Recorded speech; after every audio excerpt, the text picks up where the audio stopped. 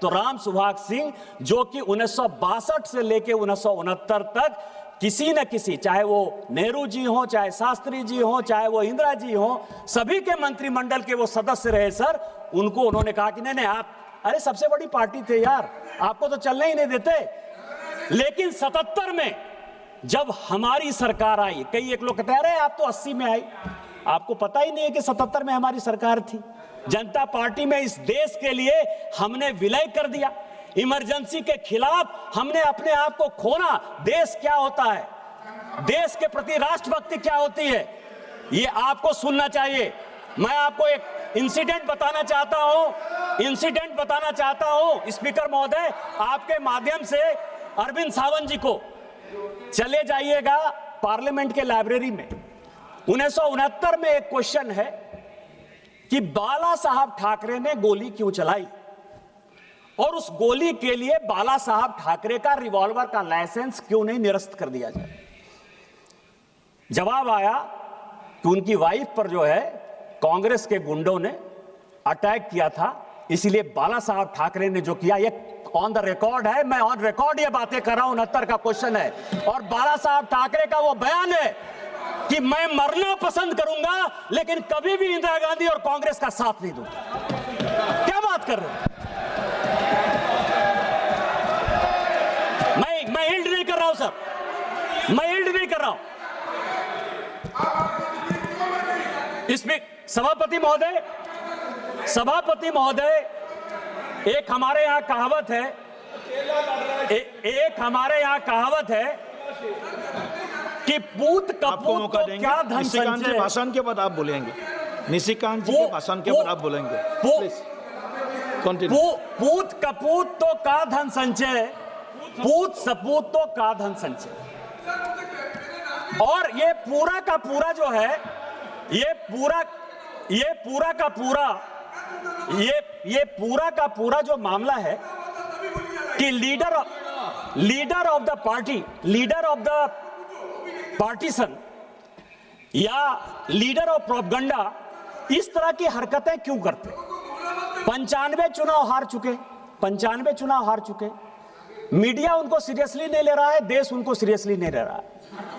हालत क्या हो गई है कि आप ये समझिए कि जब सोनिया जी ने इस पार्टी को छोड़ा तो 206 उनके लोकसभा के सांसद थे सर। जब राहुल गांधी जी के बाद ये पार्टी गई तो वो 44 पे चली गई। दूसरा जब चुनाव आया तो वो 50 पर चली गई।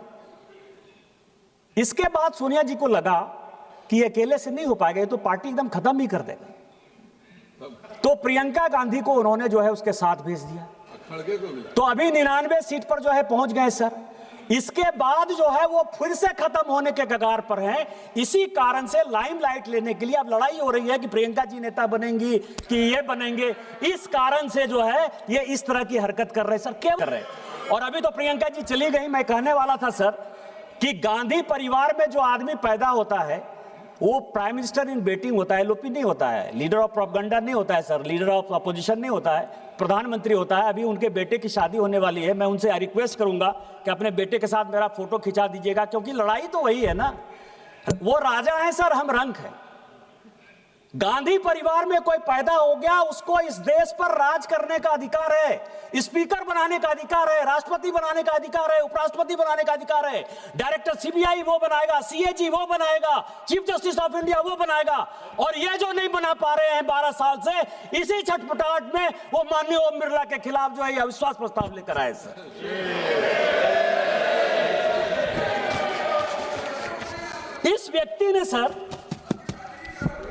इस व्यक्ति ने लोकतंत्र को बंधक बना लिया सर। एक अपोजिशन का पार्टी है, आज मैंने सबका भाषण सुना। अखिलेश यादव जी का माइक बंद होता है, सुप्रिया सुले जी का माइक बंद होता है, गनी मोजी का माइक बंद होता है, टीआर बालू साहब का माइक बंद होता है। एक आदमी कंप्लेन कर रहा है सर, एक आदमी कंप्लेन कर रहा है। और क्या किस तरह की बातें करो, सबने तो भाषण दे दिया सर। मैं केवल एक भाषण कोट करना चाहता हूं 1954 का।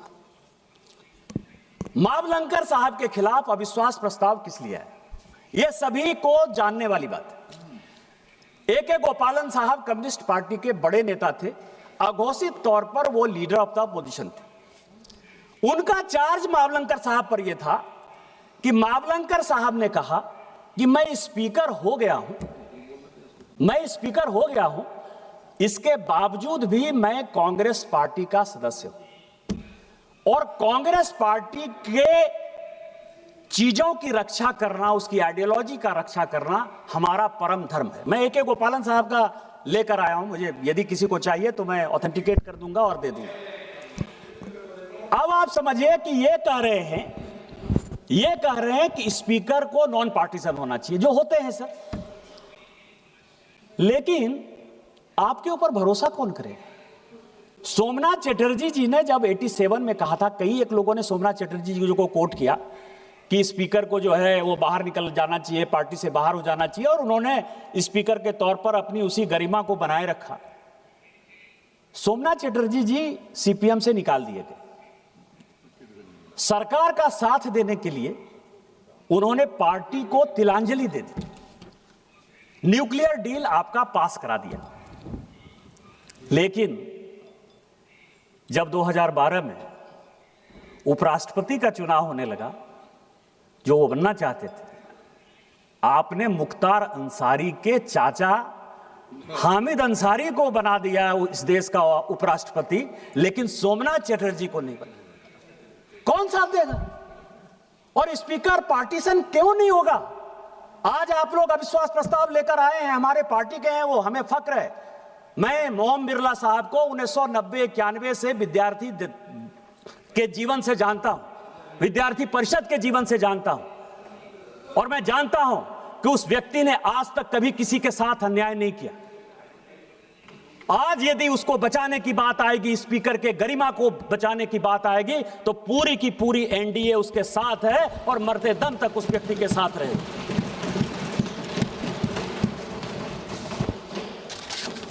मैं जब लीडर की बात कर रहा था सर, कॉल एंड संदर की, तो सभी लोगों ने कोट किया कि कितनी बार वो पार्लियामेंट में बोले, 2004 में कितनी बार बोले, 2009 में कितनी बार बोले, 2014 में कितनी बार बोले।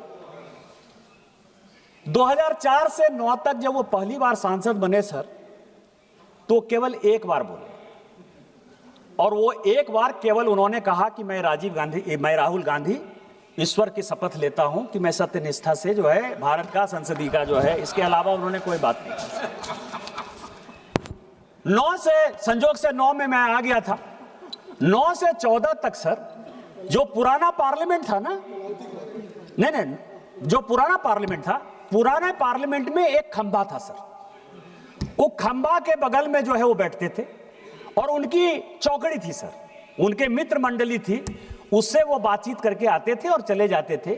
जब उन्होंने मुंह खोला तो कलावती के बारे में मुंह खोला, और आज तक फिर कलावती का जो है उन्होंने ध्यान ही नहीं रखा सर। इसके बाद जब हमारी सरकार आई सर, मैं आपको बता रहा हूं कि वो किस तरह से उनका जो टारगेट है सर, उनका टारगेट है कि 3% लोगों को, 140 करोड़ देश है सर, सभी को माननीय प्रधानमंत्री जी के ऊपर आशा है, विश्वास है, इस संसद के प्रति आशा है, विश्वास है।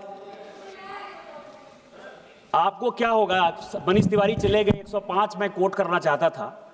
आपको पता है कि 105 का जो संशोधन किया, सांसदों के सारे अधिकार को जो अमेंडमेंट किया, किसने किया? 1976 में, जब पूरी की पूरी पार्लियामेंट को बाहर कर दिया। आप तो अभी कह रहे हो कि बोलने नहीं दिया जा रहा है। पूरी पार्लियामेंट के विपक्ष को और अपने ही चंद्रशेखर जी, हेमवती नंदन बहुगुणा, जगजीवन राम, सबको जेल में बंद करके जो संविधान की पूरी हत्या कर दी, उसमें सांसदों के अधिकार को भी खत्म कर दिया, राष्ट्रपति के भी अधिकार को खत्म कर दिया। आपको पता है कि बोफोर्स के समय जब हल्ला हुआ तो 89 में जो है आपने 150 सांसद को जो है निकाल बाहर कर दिया था। उसको इस्तीफा देने के अलावा कोई अल्टरनेटिव नहीं रहा। किस संविधान की बात करते हो? यहां तो माइक की बात कर रहे हो यार। तो मैं ये कह रहा हूं कि उन्होंने जो है 2015 से क्या क्या बातें कही सर। उन्होंने 2015 से जो मुद्दे हैं सर, 2015 से एलओपी का है, सभापति महोदय, पूरी पार्लियामेंट के जितने स्पीकर हैं ना, जितने स्पीकर हैं, वो स्पीकर के ऊपर सबसे बड़ा आरोप मेरे ही कारण लगा रहे हैं सर। मुझे ही गाली देते रहे। कोई ऐसा स्पीकर नहीं है जिसने कि मेरे बारे में नहीं बोला सर। मैंने चुपचाप सबकी बात सुनी है, मेरी बात उनको सुनना चाहिए। वो क्या कह रहे हैं सर? 20 अप्रैल सफाई दे। एक मिनट, जब किसी के ऊपर एलिगेशंस आता है तो उसके ऊपर क्लैरिफिकेशन देना उनका एक धर्म भी होता है, उसका रिस्पॉन्सिबिलिटी है। आपने एलिगेशंस लगाया, उन्होंने उसका जवाब दिया, तो आप प्लीज लिसन 2015 में sir, yes I am allowing him. 2015 मैं डेट वाइज बता रहा हूं सर, उन्होंने क्या क्या बोला। मतलब गोल पोस्ट कैसे राहुल गांधी चेंज करते रहे, या उनके पास कोई विषय ही नहीं रहा देश को गुमराह करने के लिए, मैं बता रहा हूं सर। उन्होंने 20 अप्रैल 2015 को कहा कि सूट बूट की सरकार नहीं चलेगी। प्रधानमंत्री जी तो हमेशा पजामा कुर्ता ही पहनते हैं सर, सूट बूट तो वही पहन रहे हैं, जीन्स का पैंट, टी शर्ट, ये इंपोर्टेड सारा कुछ, वो ऑन का शूज पहन के कौन आता है सर?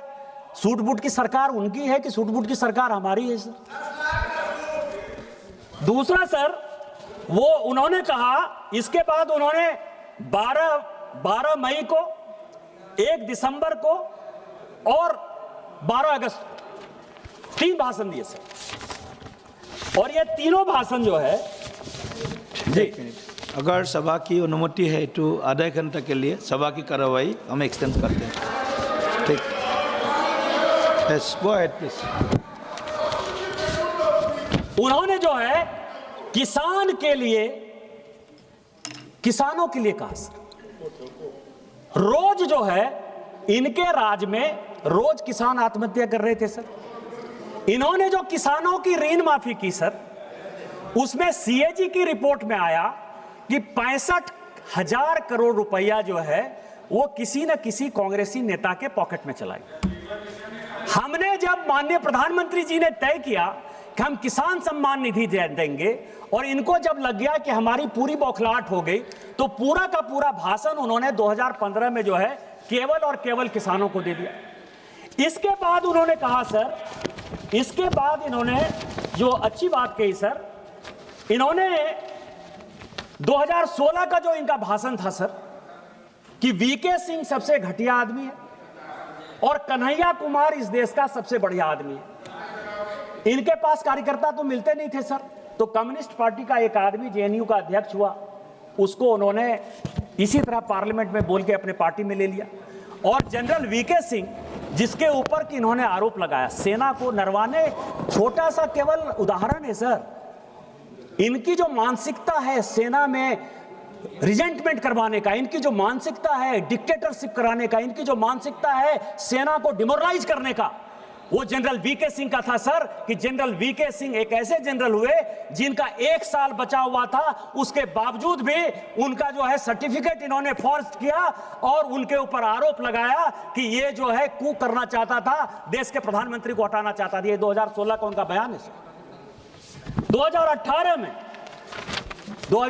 में किसकी बात करें? एचएएल की बात करें, डिफेंस की बात करें। डिफेंस में गांधी फैमिली को बड़ा इंटरेस्ट है सर। आपको पता है सर कि इन सारे डील में संजय भंडारी साहब, जो कि अभी भगोड़ा है, जिसने कि सभी तरह के डील किए सर, और इनके गांधी परिवार के साथ जिनके रिलेशन है, और जो लंदन का मकान है सर, वो भी गांधी परिवार को संजय भंडारी ने ही दिया है। और कोत्रोची और संजय भंडारी के कारण जो है पूरा का पूरा डिफेंस में जो है इनका इंटरेस्ट रहा सर। इसके बाद 2019 से लेके 22, 23, 24 ये पूरे हिंदू धर्म के खिलाफ चलते रहे, क्योंकि ना राजेंद्र बाबू सोमनाथ गए आज तक, और ना राहुल गांधी जी आज तक अयोध्या गए। 500 साल के बाद रामलला का मंदिर अयोध्या में बना। इनके जो पार्टनर सब हैं वो लोग भी घूम के आ गए सर। लेकिन ये क्या कर रहे हैं? ये कह रहे हैं मुद्रा की बात कर रहे हैं। अभय मुद्रा होता है, शिव की उतनी मुद्रा होती है, ऐसे मुद्रा होता है। इस व्यक्ति को यही नहीं पता सर कि टोटल हिंदू धर्म में 399 मुद्रा होता है, और 399 मुद्रा का यदि 20 मुद्रा भी बता दे तो मैं राजनीति से संन्यास ले लूं। अभी आए, खड़ा हो जाए और जाके बोल दें